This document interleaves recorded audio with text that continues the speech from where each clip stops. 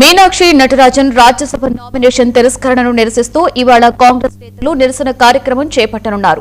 గాంధీ భవన్ లో జరగనున్న ఈ కార్యక్రమంలో TPCC chief Mahesh Kumar Goud, AICC కార్యదర్శి సచిన్ సావంత్ పాల్గొననున్నారు.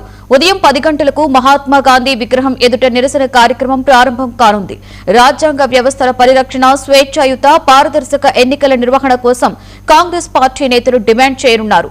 కాంగ్రెస్ శ్రేణులు పెద్ద సంఖ్యలో పాల్గొనాలి అని పీసీసీ చీఫ్ పిలుపునిచ్చారు.